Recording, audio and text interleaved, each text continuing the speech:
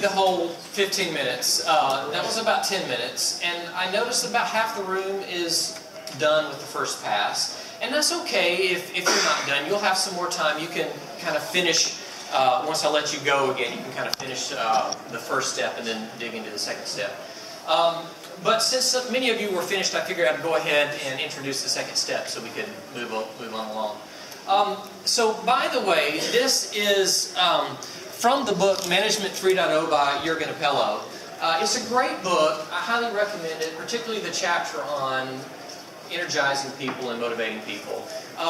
Now, you might have thought that this was yet another motivator and it was kind of management. And it's okay if you put this in line, but because you can add your own things. And you can delete things from this. Remember I said that what these things aren't as important as the conversations that you have about them. So here is step 2. Now, forget that. So step 2 is, what I want you to do is think about some change that's going on in your environment. Maybe you're introducing Agile.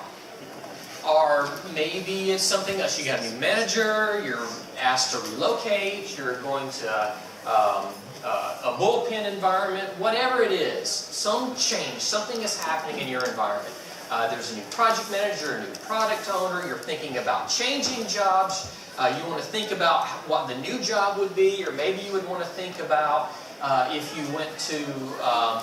you stayed in the current job with the new manager, how does that change affect your motivation?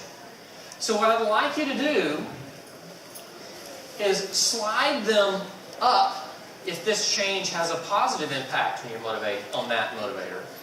And slide it down if it has a negative impact. And the distance that you slide it may be an indicator of how strongly that impact is.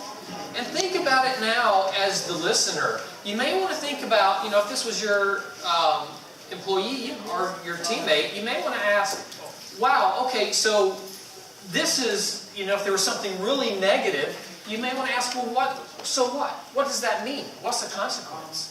And what can we do about it? Okay, so are there questions about step 2?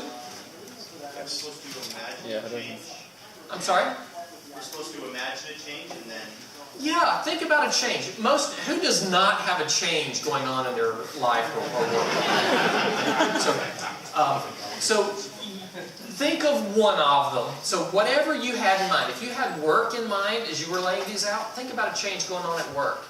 If you had home life in mind when you were laying these out, think about a change that's going on in your personal life.